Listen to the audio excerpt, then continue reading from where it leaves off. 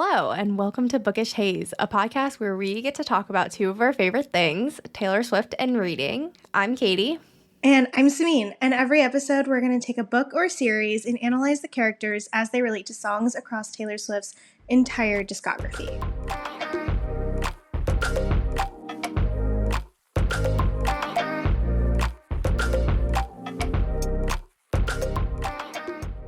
Hey everyone, and welcome back to Bookish Haze.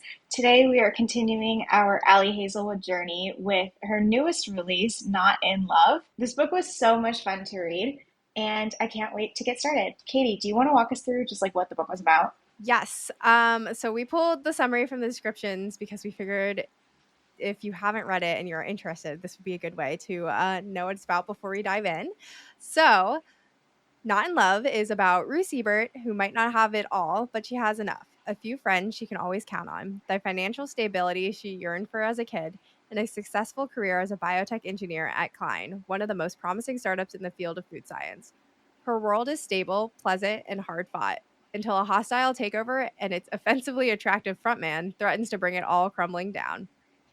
Eli Kilgore and his business partners want Klein, period. Eli has his own reasons for pushing this deal through, and he's a man who gets what he wants. With one burning exception, Rue. The woman he can't stop thinking about. The woman who's off limits to him. Torn between loyalty and an undeniable attraction, Rue and Eli throw caution out the lab and the boardroom windows. Their affair is secret, no strings attached, and has a built-in deadline, the day one of their companies will prevail. But the heart is risky business, one that plays for keeps.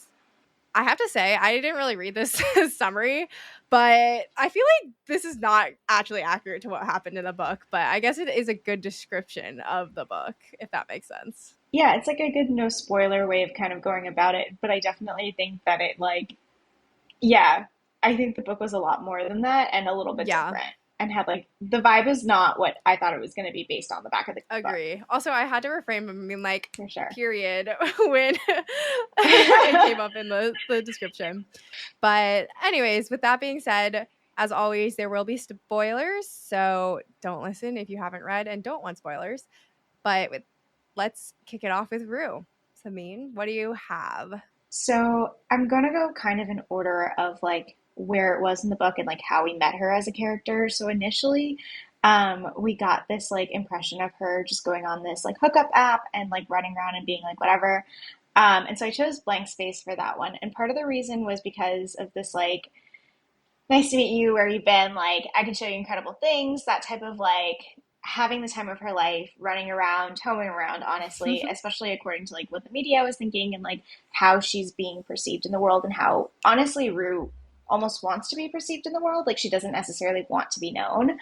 But then the other piece of it that I really like with this song is that like it's obviously a song where it's like, yeah, like I am fun and having a good time and carefree and it's whatever, but then also at the end of the day, like I'm a really, really smart person. And I feel like that kind of concept really encompassed how Rue exists and like what we see from her perspective just at the very beginning of the book and like knowing her shit, being at the very top of the company, like things like that. And then also just like the other piece of it obviously being like in this hookup app, which drives the entirety of that story. Yeah, no, I think that's a really fun one to start us off with. And I like how you said you're going to kind of go through her journey as a person, her growth. And I think Blank Space is good too because it's Taylor poking fun at kind of how people perceive her and kind of what people say behind her back or to her face.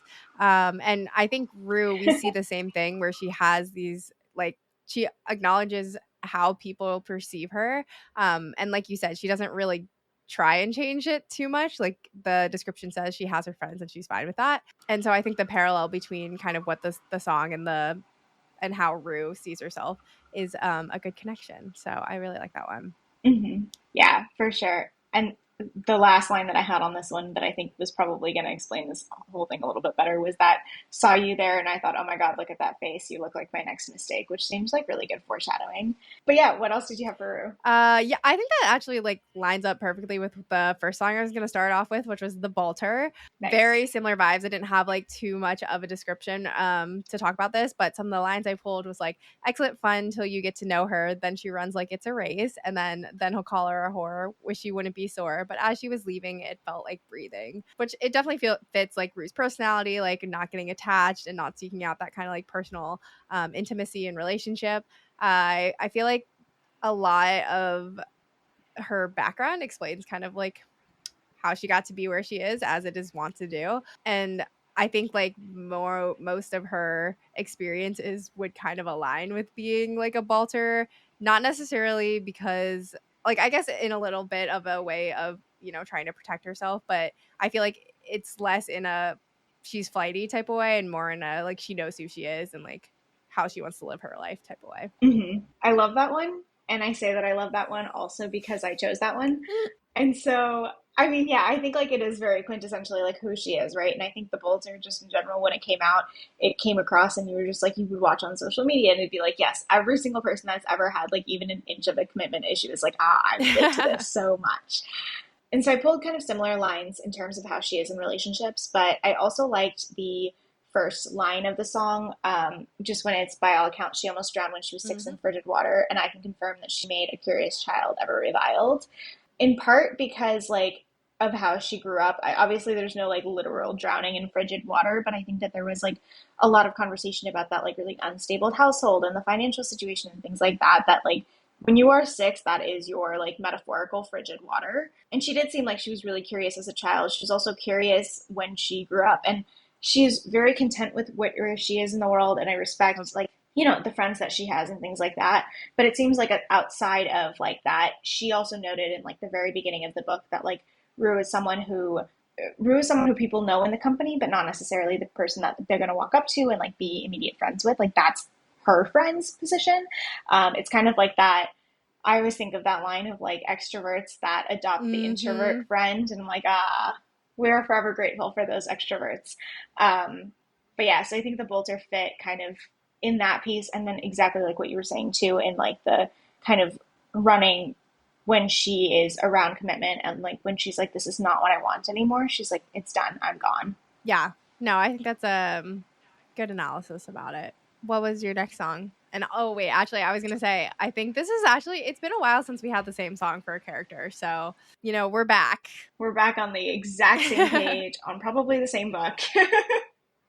I think the next one I'm going to do is The Archer. So when I was looking at the lyrics for this one, I was thinking about it in terms of like a conversation with both her brother and a conversation with Eli. And I Okay. think a lot of the songs that I had was like, she, there was like a good chunk of the book where she felt like she was being abandoned um, by Eli. And then like, she was like, I can't do this. Like my mentor's gone and all of that. And so the Archer, kind of going back to like what I was saying before about like her childhood. So yeah, the lyrics for Archer that I had were combat, I'm ready for combat. I say I don't want that, but what if I do? Because cruelty wins in the movies. I've got 100 thrown out speeches I almost said to you. And I think that one in particular, I was thinking about her brother, just because like when we're introduced to him, it is in like a pretty combative way. Like I think it was just really creepy how he approached her and Yeah. like how he decided to like have that relationship with her. I'm like, why are you like that?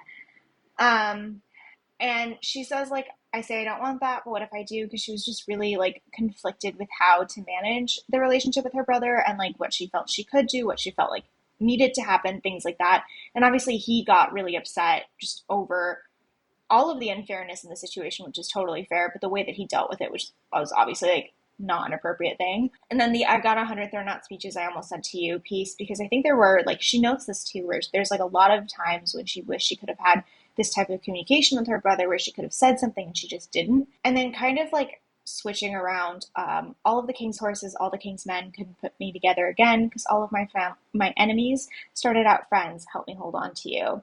And so I think that one kind of switched over to like almost to Eli, where he stood behind her in that scene, like taking care and just being like, look, like I am broken. No one was ever able to put me together again. And all of my enemies, like, especially when you get to the end of the book, it's like everyone who has hurt her started out as someone that she could trust. Um, and then when we like kind of near that betrayal piece, it's like, okay, help me hold on to you. Like, help me not lose you in this too. And then obviously, like the last line of it is just, I've been the archer, I've been the prey, screaming, who could ever leave me, darling, but who could stay? And I feel like that one was just like how people saw her on both sides of it. Like some people did see her, like her brother saw her as like the culprit. But on the flip side, she also was the prey in a lot of situations. She was the victim in a lot of different situations. And like who could leave her, but also like who would ever stay. So the archer. Yeah, no, I think that's great, and I like that you applied it to both Vince and Eli because I think yeah, there are elements of as much as like Eli was good for her and like was doing his best for her, like that Mm-hmm. doesn't necessarily negate like how she felt sometimes in certain situations. And she definitely was not going out seeking a relationship when she met him. So I think she didn't expect it to last, and that's why she had like such trouble believing that she could trust him and like, you know, fall in love with him. But backing up to like her relationship with her brother, yeah, I would say we kind of like skimmed over kind of what our thoughts on this book were, but I feel like there's a lot of darker topics that Ali Hazelwood touched on in this book, which I appreciate. I thought it was a good change of pace, even if there were like other parts or other things about it I didn't necessarily love. And I think Vince, like coming in from the get go, being like super aggressive, like he just felt like the type who, yes, later on in the book when he like is pounding on her door, like that is a terrifying moment for any woman or any person Agreed. probably. And so you could like kind of see that coming from the beginning. But at the end of the day, we see her having that conversation of like, oh, I have, or like not having gotten the restraining order yet, and like I still love him, and like he did all these things for me. So it is kind of like that back and forth. So I really like the Archer. I think that's a good insight for all of them. Yeah. And I agree with what you were saying about kind of like how this piece was written. I think it was an interesting way of introducing the characters in this book that we just like, it's a departure from what we've seen. I feel like the first three like STEM books that she had made were just very much like it followed your kind of recipe. And this one, I was like, I don't know exactly where this is going to go. Like, obviously, we were going to have the like conflict and you would come back to it the way that like rom coms work, Mm, which is so fair. But I think that this one was like a little bit like a little bit better written than what we've seen in the yes. past. But what do you have next? I actually have Haunted, similar like vein around her brother. And one thing I wanted to say, Nice. I do agree. Like I like how he was introduced, just in the sense that he comes across right as like an ex at first, and I feel like it's like so unsympathetic of like who is this ex harassing her, like she doesn't deserve that kind of vibe. And like still obviously she doesn't deserve to be harassed, but I think like it adds a layer of complexity to the situation when you like find out it's her brother and like find out everything they've like kind of gone through together. So I really like that aspect of it. But back to Haunted. So yeah, I had like the "You and I walk a fragile line." I've known it all this time, but I never thought I'd live to see it break. Which kind of just describes the whole situation we get to see in the book of Vince is trying to sell this house. Rue doesn't really want to. She knows that it's like kind of tenuous, and I feel like right, she wasn't like really willing to get that restraining order until kind of later on when it gets way more aggressive. Mm-hmm. And yeah, she never thought that she would get to see it break because obviously when she saw Eli and his sister, I kind of forget her name. I want to say, but where they have that conversation around like, oh, you guys, yes, Maya. Maya. I was like, M something. Like you guys resolved that. Like I wish that was us. Like wanted that for us. Um, and then, oh, I'm holding my breath, won't lose you again. Something made your eyes go cold, which I think is kind of Rue's reflection of like trying to hold on to what her and Vince kind of went through when they were younger because she feels guilty about how her relationship has turned out, but knows that like something's changed with him. And yeah, he is like we've said so many times, like more aggressive and much colder than I presumably he was as a little brother growing up. So and then my last one was like, oh, holding my breath, won't see you again. Something keeps me holding on for nothing or holding on to nothing, which not advocating, you know, like for cutting family ties or against cutting family ties. Like I think obviously do what's right for you, but I feel like it's kind of a good line to highlight the like back and forth of how she's feeling about what's going to happen next and like holding on to these memories from when he was younger and trying to like um you know, kind of like I guess that cognitive dissonance of seeing or imagining him when he was younger and all the things that he did for her and like how she protected him and he protected her, and to now like kind to what is that word I'm looking for, reconcile, that's the word, reconcile with like, you know, her brother nowadays and kind of where their relationship stands. I think I like Haunted. That's a really, it's an interesting. way that you kind of like cut it up. And I really like the analysis of it too, of just like, it seems like it's a good word for what she's feeling as well. Like, Mm. it's not just that she's feeling like really sad about it or anything like that. It's like, it's genuinely something that's like haunting her. Like, it's keeping her up at night, more metaphorically than like actually literally, because she seems to be fine in that department. But like, it's like, but I guess the joke there is actually just that something else is keeping her up at night. But that being said, like, Wait, that was so funny. but yeah, like aside from metaphorically staying up at night because she's thinking about like this, in like, she's not disappointed in him, she's not like sad about it, she's not necessarily like regretting like the things that she did to keep them alive. Like, she's just genuinely like, herself is haunted by how it all turned out, Hmm. and by the things that she can't do. And so I think haunted is a really good song for it, and a really good word and analysis for that. Yeah. No, that's a great call out. On that note, I had one last song for her. Onto things that keep her up at night. Actually, yeah. Well, I guess I was thinking about doing like I Can See You as one of my songs, so I think that one would be like more in line with that. But the other one that I was thinking of was Invisible Mm. String, just because I really liked how at the end of the book, like we saw everything kind of come together. And like honestly, all of those invisible strings, like it wasn't very clear from the beginning that like that Harkness group had worked with Florence and that she was like the bad guy in this situation, and just like all of the different pieces of it, especially how like even if you took a step back and it was like invisible string tying like Rue and Eli, like yes, there's that, and there's all the ways that they related to each other. But I think there's also that invisible string of like the work that Rue is doing and how that ties into like everything that Florence was saying and doing. And I think it was just like the line specifically was like, time, curious time, gave me no compasses, gave me no signs. Were there clues I didn't see? And isn't it just so pretty to think all along there was some invisible string tying you to me? And obviously, some of those like malicious strings don't really apply to this like song. More of the invisible string, I guess, concept. But I do think that like it was something like we said that came out of nowhere, right? Like it was just meant to be like a one night stand, hook up on the app, and then it turned out to be like absolutely none of that. And then it was like, okay, we have a deadline, and then it was like, no.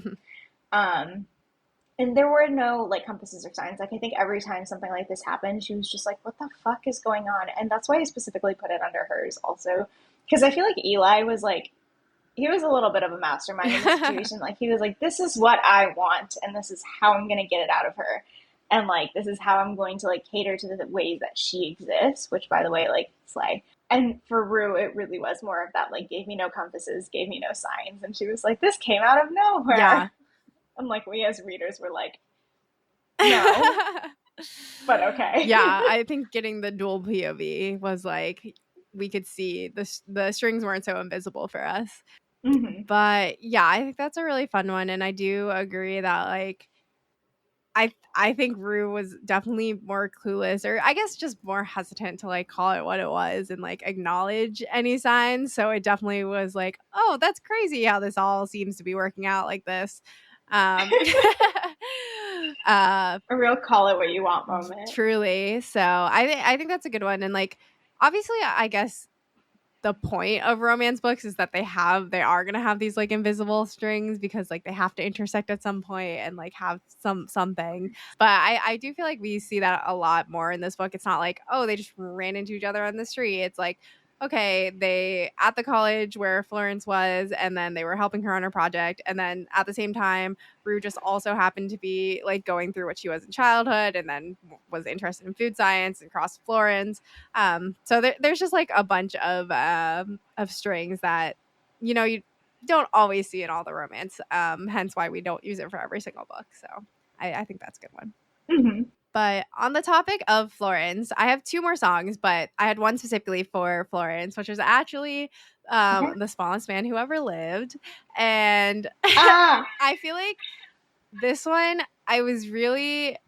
it really was felt applicable after Rue had her conversation with Florence, where Florence kind of just tried to be like, see, I had to do it. Like, I didn't really have a choice. And like, I think she kind of did a little bit of like, they're men, they'll be fine too, which, okay, granted, sure, whatever. But like, I think Rue rightly called her out and was like, what about like Manami? Which Florence is kind of like, whatever. But for specific lines I had, was any of it true? Gazing at me starry eyed in your Jehovah Witness suit. Who the fuck was that guy? Because the situation really threw Rue. She like did not see it coming at all.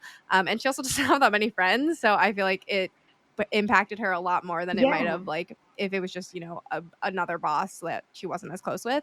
And then, like I said, Florence's explanation did not make Rue feel better at all.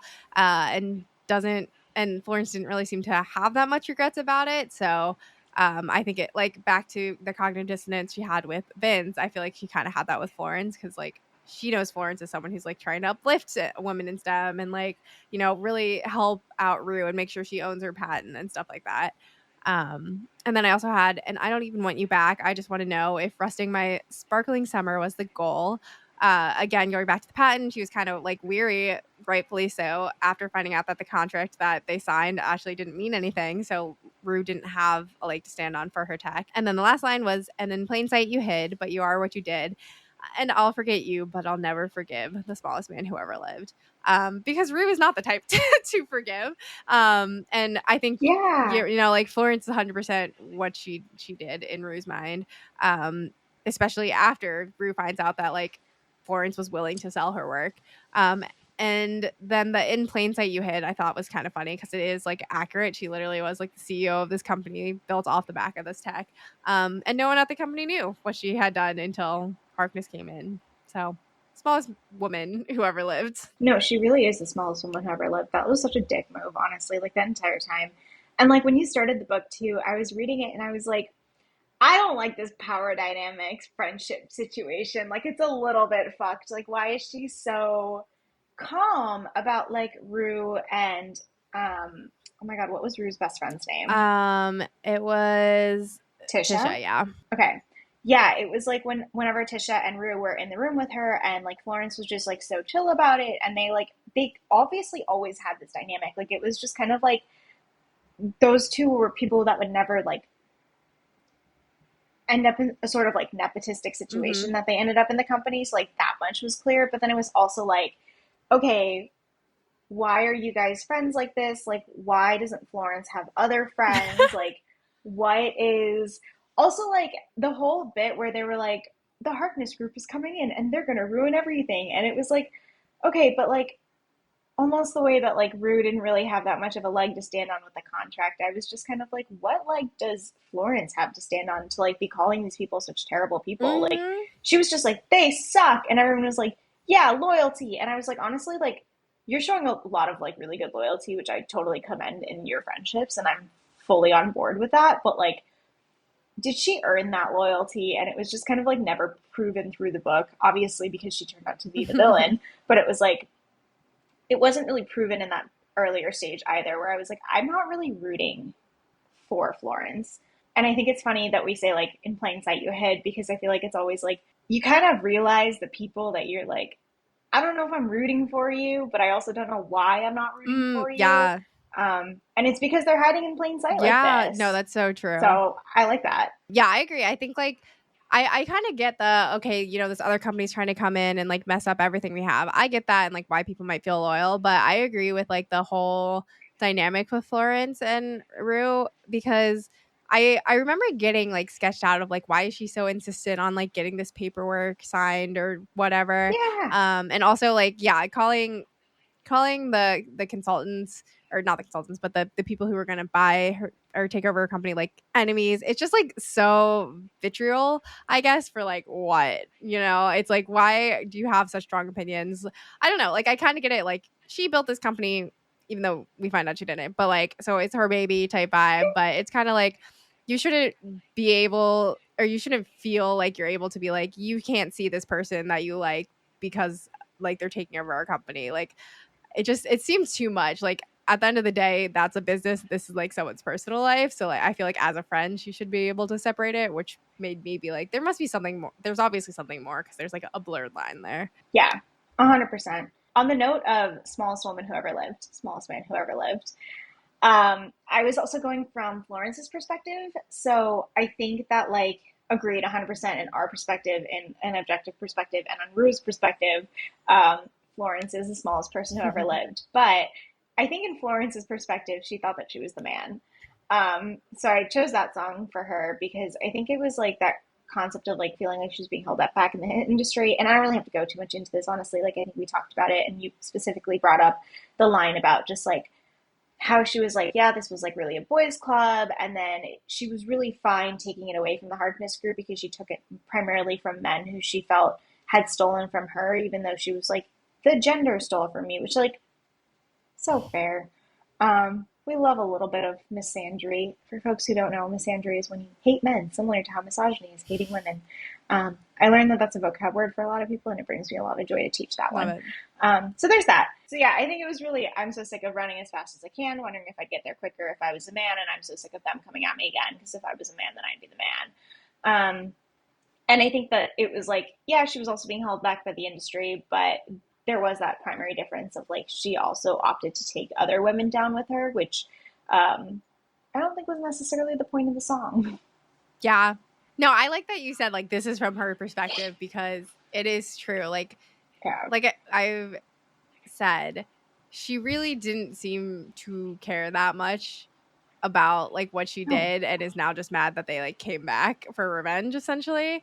Um which I would also be a little mad at you'd be like, it's been like 15 years or something. Like, let's chill out. But I also like I'm that petty too. I'd probably do that too. Um Yeah. given the chance. So yeah, I think the man is a good one. And I do like that you like called out that they did have that conversation around, boys club and everything, because I think that was like an important piece, and we see it a lot in her other books because obviously those are also sim books. So I think it's a Ali Hazelwood thread that ties throughout her books that she does like to try and call it out when she can. Hmm. Can we take a moment for that like boys club fancy dinner ball scenario where she wore that dress and then she ended up running into Eli and Eli was like, "Oh my God." That was so cringy, but it was just like funny too because I'm like, yeah, these golf conversations definitely like I like it was well written. Like I could see that. Yeah. I was like, wow, I really feel like I'm in the room right now and I don't want to be here. Let's turn the page, move on, move forward. Um, on the note of moving forward, did you have anything else for Rue and Florence, or did you want to move on to Eli? I had two, one for each. So for Florence, just to wrap it Okay. up, I'm also not going to say that much about it. I had Castles Crumbling, obviously. Stunning. Enough said. And then my last one for Rue was actually Cowboy Like Me, because I think we see, right, like why her and Eli get along so well, even if on paper they might not. It might not make sense to like some people. Like I feel like Harkness, who by the way was like so annoying, um, kind of had that like note where he was like, it's just kind of another woman, like get over it. Um, but some of the lines specifically I pulled was like, and you asked me to dance, but I said dancing is a dangerous game just because it reminded me of the ice skating scene where Eli like wanted to skate and Rue was like, no. And then I had, you're a bandit like me, eyes full of stars, hustling for the good life, never thought I'd meet you here. Um, which like I think, right, the interpretation of the song is just the cowboy doesn't really want to be in a relationship, and like is kind of more of a player, kind of like a con man. But which, by the way, I was gonna say, like, Eli being a player, we saw from his friends, but not from like it didn't really come up with Rue. I guess either she didn't care or like they didn't say anything, which makes sense because he was like so obviously down bad that like it wouldn't have even landed anyways. And yeah, it's back to what I was saying though, but they were both like pretty career focused. And so like, yep, hustling for that good life. Never thought I'd meet you at my workplace. And then the last line I had was takes one to know one. You're a cowboy like me, and I'm never gonna love again. I'm never gonna love again.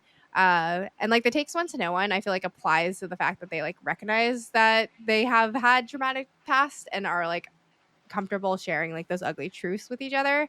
And yeah, they're just never gonna love again because Rue, I feel like, is would never get over a heartbreak, but also like loves fiercely. I'll So agree. I really like that one. I also really like the piece that you pulled out of just like, I forgot for a second that they did that like kind of truth sharing thing where they just like walked up to each other and shared those truths. And I feel like in order to do that, like you need to have that kind of like cowboy like me attitude of just like, this is how we are going to communicate with each other. And I like the uniqueness of that. So I think it's a really good song. And I think that's a great analysis of it. Like it really was just a moment of like, we're the same. We have a lot of these similarities, and this is how we're going to kind of go forward together. And it's never going to be the same again. Because even when she was getting her heart broken and she thought that maybe everything was coming apart, she was like, fuck, like this is nothing is ever going to work like this again. Like it just mhm. is that way. Um, And Eli was definitely down bad crying at the gym. Um, Wow, great so, segue. ha! Um, yeah, I guess using that as a segue.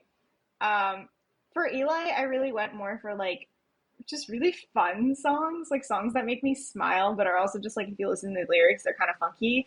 Um, so I started with New Romantics, Love just the it. concept of like, how dare you leave me stranded? It's so romantic. Like I think it was a very like very much kind of the way that they approached the relationship was naive, just kind of to begin with.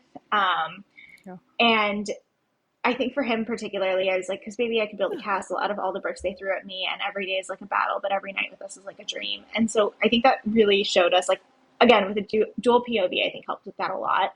Of like, they did build a castle out of all the bricks that were thrown at him and the rest of the Harkness group, honestly. And like every single day that they went into the office, it was like one fight after the other. And for him, it was like he was fighting for that relationship and fighting for this company. So I kind of like that double meaning. And then like but every night with us is like a dream. We can like revisit the previous jokes on this one. And I think it just like worked really well. And then Baby We're the New Romantics, Come On, Come Along with Me, Heartbreak is the national anthem. And I think that just reminded me a lot of like the deadline, but also his like proposition of just being like, we're going to have this with a deadline. And like, this is just going to be like, it is like the new way of being romantic for the moment. And leaving you stranded the way that he was left stranded or kind of left stranded almost at the bar and things like that. And just like, I don't know, it seemed to encompass that kind of feeling of like, if the end didn't end the way that it is because it's a romance, then like it was very much just like a, this is the toxic way that it all kind of started and existed. Yeah. I like those ones. I think you're right. The lyrics are definitely super applicable to the current situation with like Harkness and Klein. But I was gonna say, like, even taking it farther back for Eli, I feel like the all the bricks they threw at me is like he Mm-hmm. right referring to his childhood and like what he went through with his parents and then like his parents dying and what he went through with Maya. So I feel like he Yeah. did have that kind of moment of realization where he was like, yeah, I was a scientist, but I actually really like what I'm doing because now we can like, support these businesses we believe in and make sure they're not going to get like, go broken. Or we're not trying to like actually take them over in the same way they were with Klein. Um, and then yeah, the heartbreak into the national anthem. Just I feel like it's a throwback to the fact that he did seem to like to play the field and didn't care enough or didn't care Yeah. that much about relationships because I'd written down this line, but I didn't really have like a good way to work it in. Where I think Minami was like, or no, Harkness was like, "Is this going to distract you?" And then Eli was like, "Do I ever get distracted?" And I feel like that's kind of an echo of like, "Heartbreak is the national anthem." Like, I'll break these people's hearts because like I'm so focused on work and like whatever, we're just having fun. So I feel like that really. I'm glad you picked fun ones because the book is like so serious and he's kind of like serious. So I think Mm-hmm. fun songs are a good way to like work in that he actually. I don't know. He has a good time. He does. I also really like that line. That was a really funny line pulled. I think, yeah, I agree. I think Harkness was really annoying as a character, but he had his moments. He did. He Um, did. I really pictured him as like an old white man. Um, and that was not an image that sparked joy. What else did you have for Eli? Before I say, I feel like I pictured him kind of as that like had to do it to you guy. Um, Definitely some like what you would picture as like a white bro in finance. Um, Yeah, but definitely anyways, privileged. yeah. Back to Eli. Basically all my songs are no, that's a lie. I have 3 songs. 2 of them are about how Okay, down bad he is, and then one of them is um about like the Harkness group. So my first song was Cool Summer. And I just like when I was picking songs for him, I was like, these all the lines apply. So I have like so many. So I'm just gonna ramble them off. But first one perfect. I had was Killing Me Slow out the window. I'm always waiting for you to be waiting below, which is like just Eli's MO. He was like definitely always waiting for Rue, hoping she wanted him in the same way, but like always just being patient and waiting for her to actually like come to those realizations. And yeah, that was definitely killing him slow. And then I had Devils Roll the Dice, Angels Roll Their Eyes. What doesn't kill me makes you want you. What doesn't kill me makes me want you more. Which, based on like Rue's descriptions of herself and reactions from others, she definitely has like could be a serial killer vibe. Also, like cactus, very thorny exterior, soft interior.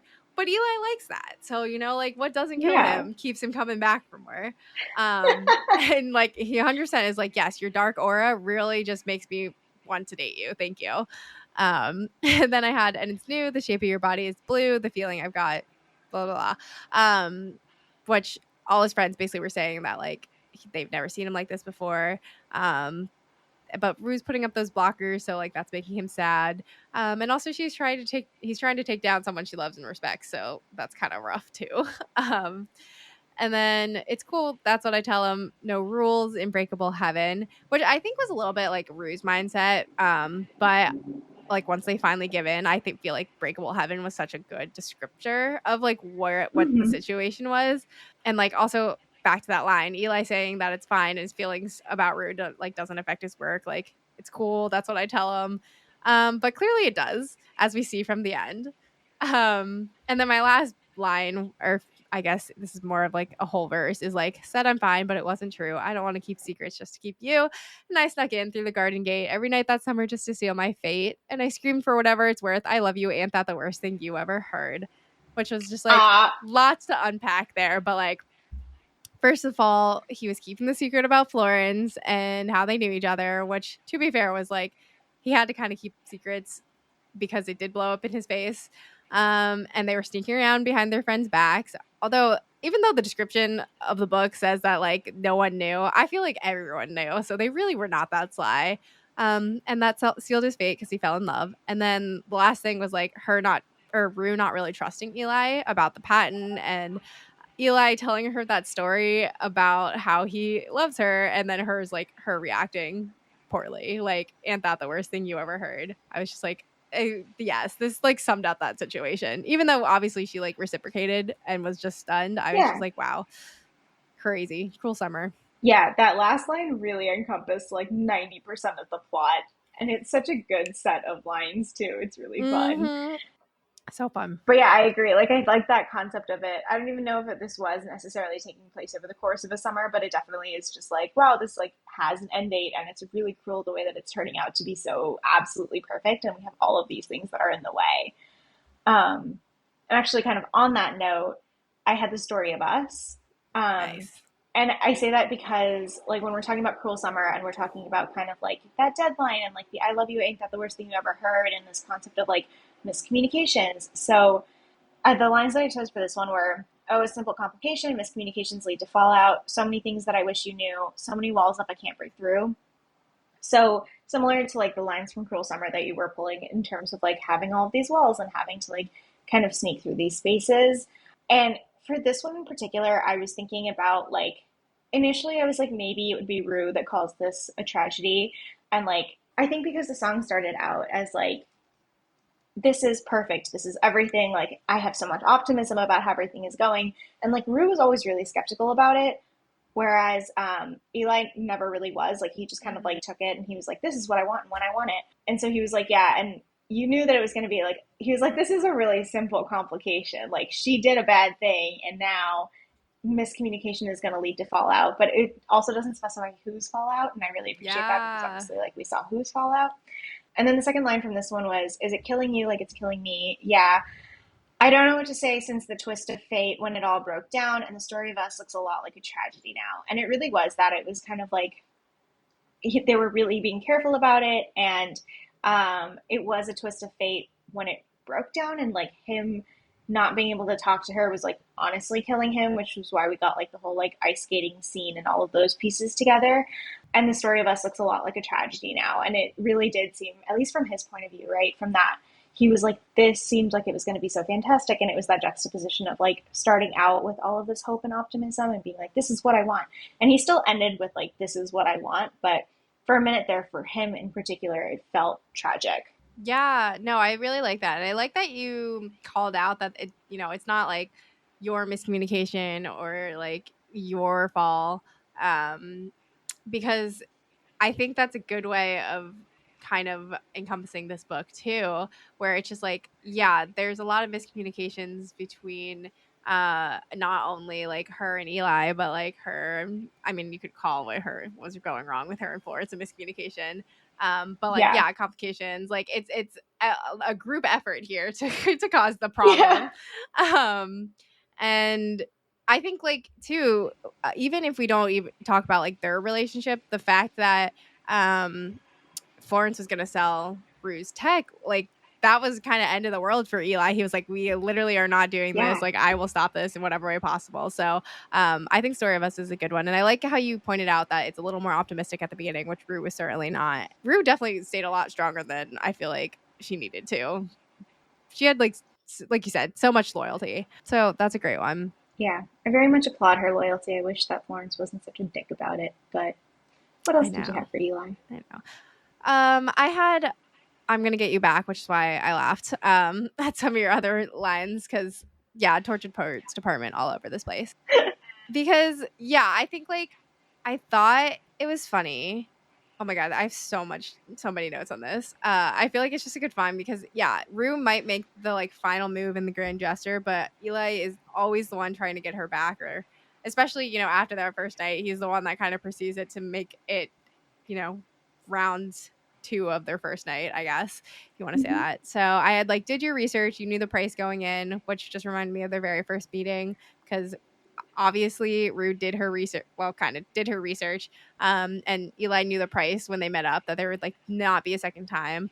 And then before she let Eli take her home, like she took the picture of the ID and made sure he wasn't a serial killer, which I just thought was funny. And then I had, and I'll tell you one thing, honey, I can tell when somebody still wants me, come clean, which was like so perfect because yeah, Rue was like trying to avoid him, pretend that it's like nothing, she doesn't feel anything, but and in some books that would be like, oh, maybe she's not interested, miscommunication, and they'd have to resolve it some other way. But like Eli was not fooled. Like he did not move at all. Yeah.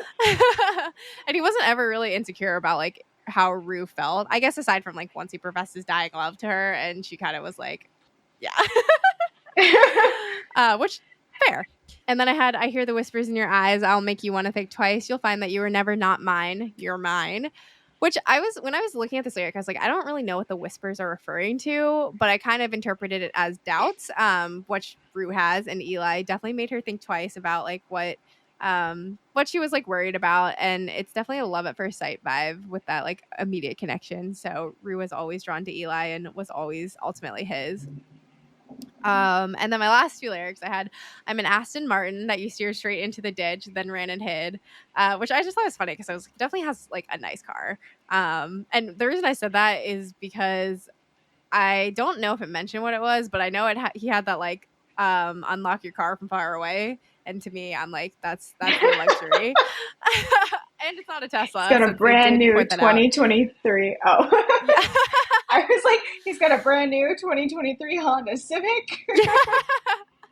Fair. But I was also like, he's a finance dude. He definitely has something snazzy. For Um, sure.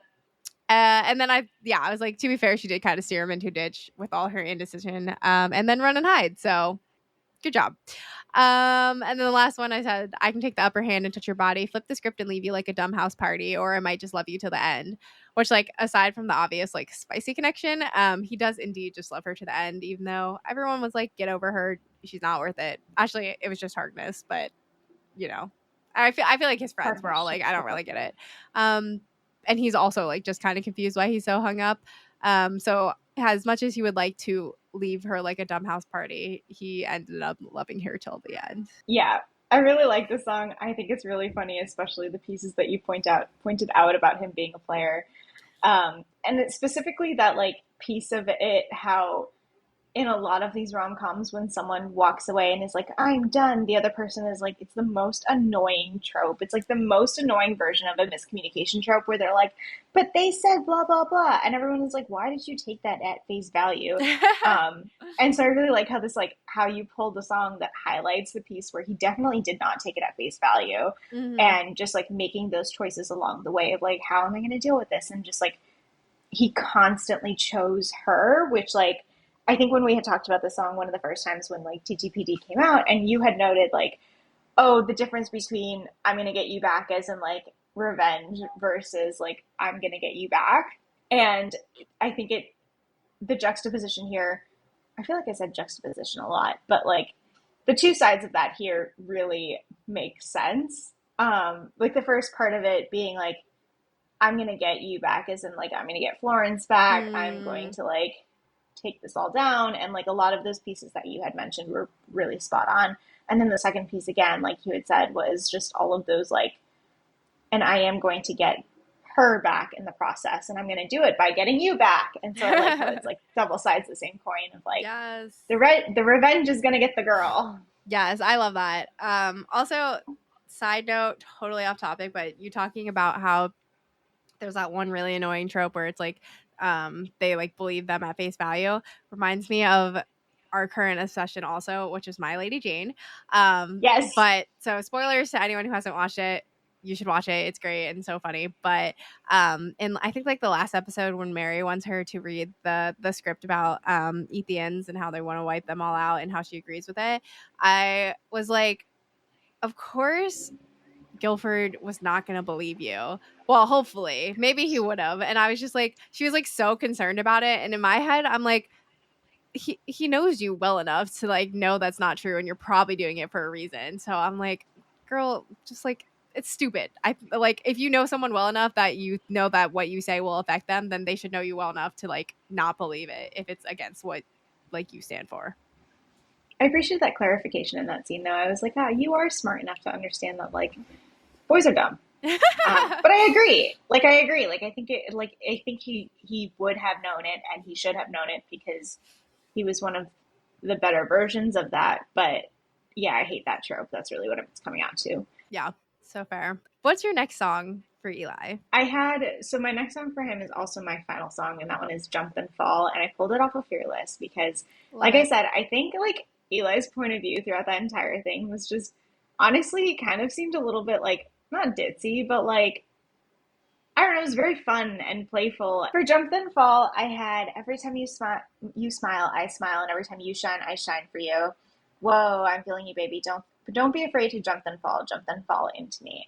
And so I feel like we kind of talked about this in like I'm gonna get you back, and like that kind of feeling of understanding that like he was the person that was kind of driving this, and this is what he wanted, right? Like and he spent a lot of that book like trying to convince her that like it was okay, like she can jump and fall and he's going to catch her.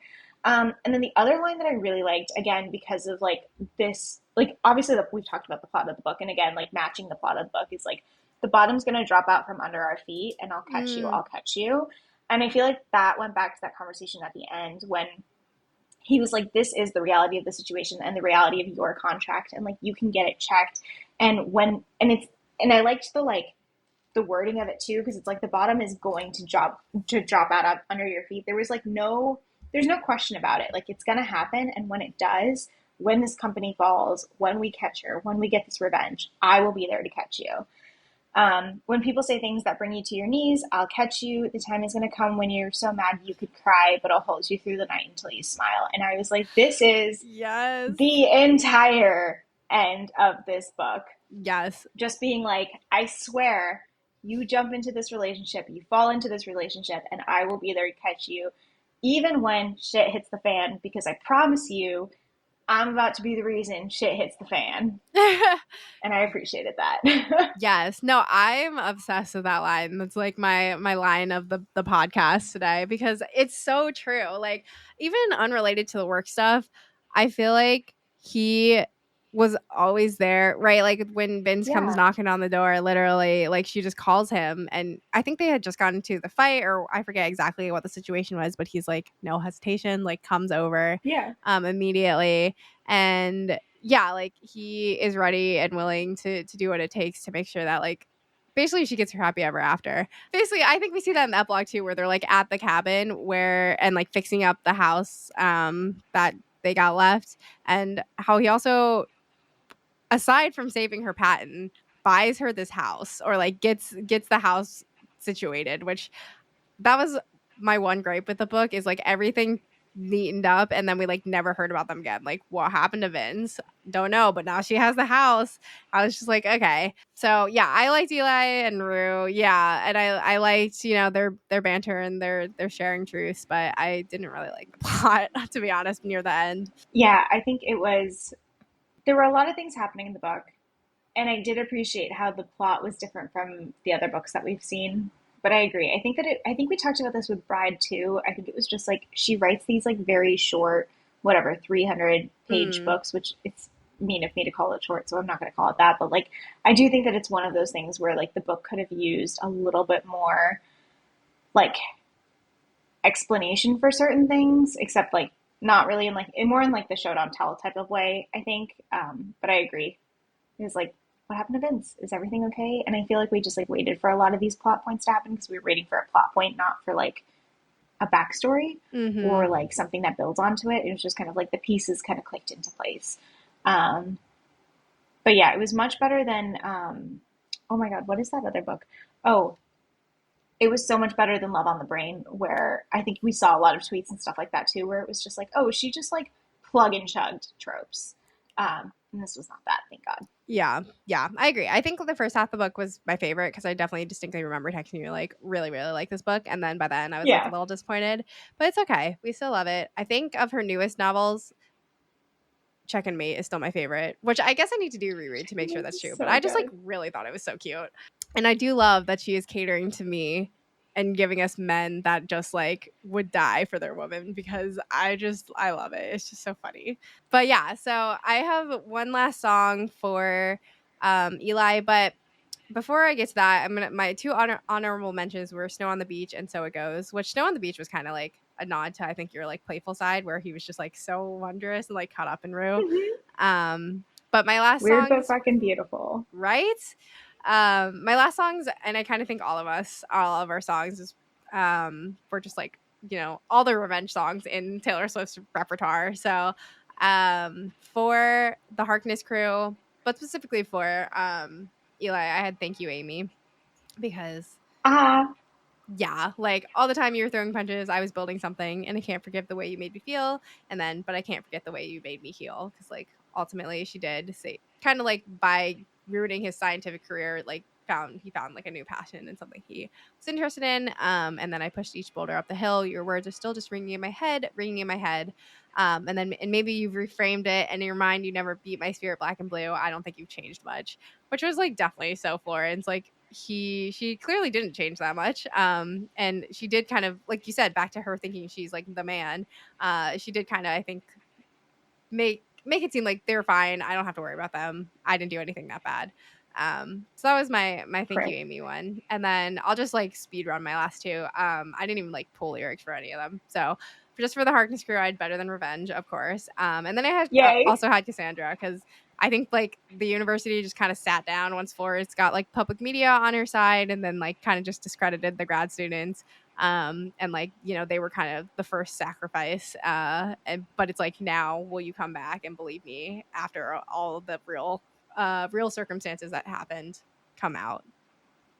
Yeah, I like those two a lot. I also had two honorable mentions for the Harkness group. One was Look What You Made Me Do, and the other Of one was course. Bad Blood. Yep. So I feel like all of those kind of matched. It was this concept of like, I really didn't have to do any of these things. And honestly, like, we were doing great before you decided to get up and ruin everything. But now that you have, I'm going to come back and, like you said with Thank You, Amy, like, I'm going to come back and I will be healed and I will be so much better than you. Yep. But what was your last song for Eli? Oh, Thank You, Amy was mainly because I just wanted to like Ah, call out actually more specific lyrics about his life. But yeah, I think like this is one of the books where all the like revenge songs like apply so well, because they wasn't even like, bad revenge. It was like rightfully earned revenge. yeah, it was like, you're doing this again. I'm going to stop your bullshit. Thank you, Yep. Amy. Um, but yeah, I liked this. This was a good book. I enjoyed reading it. I enjoyed just like, I think even when we read like Love Hypothesis for the first time, like I came out of it and I was like, oh my God, I'm screaming. And I don't know what it is. Like, even when the plot lacks with Ali Hazelwood books, like the characters, the world that she builds, the story that you're in, I'm just like, I want to stay here and read more of it. And I am eating this up every single time, even knowing that I don't love it. Um, Yes. Yeah. so I don't know what Sometimes that skill is, but things just hit, because one thing they I have do. to say is like I wanted to like this book more because I love the cover art. I don't know, I know the artist is on her Instagram or something, but like I just love the style. So I really wanted to like this book so that I would feel motivated to buy it, but I didn't like it enough, so I'm going to save my money. um But then the other thing I was gonna say is like, yeah, that's also like some books just hit like that because that's how I feel every single time I see a Throne of Glass like TikTok and it's like a slide of some scene in the series and I'm like, why am I literally crying right now? Like Yeah. the last one I just saw was about Aileen and Rowan when Aileen like frees him from Maeve, or I guess like barters for Rowan's freedom from Maeve, and then he immediately like wants to take the blood oath for her, and she's like, "You don't have to do this. Like, I'm not gonna ask anyone to do this." And he's like, "No, like I want to do this for you," and like to show the show of power thing. And I was like, "Why am I crying?" Because they're like not even together, but like this is making me tear up, and I love them so much, and I need to do a reread, but like I can't reread 8 books. Like I have too many other things in the docket. You do. I agree. This happens on a regular basis. I also really enjoy, yeah, I love it when you get like quotes like that or like really good fan art and you're just sitting there and you're like, do I reread this? Because the answer for me is usually yes, when it should be no, for the sake of, like you said, like everything else that's happening in this world and like in my life. But here we are. Mood. It's okay. So, I'm getting better. I tabbed last time we read through, so like I might just do some okay. peak Rowan rereads, just highlights. I think this is really solid. Yeah. All right. Well, with that, thank you everyone for joining and tuning in to listen to our Not in Love version of our Not in Love discussion for Bookish Haze. As usual, if you have any comments or questions or jokes, anecdotes, or like different song requests, things like that that you want to see, you want us to read, to listen to, whatever the case is, let us know on Instagram or TikTok. And with that, we will see you on the next episode. Bye.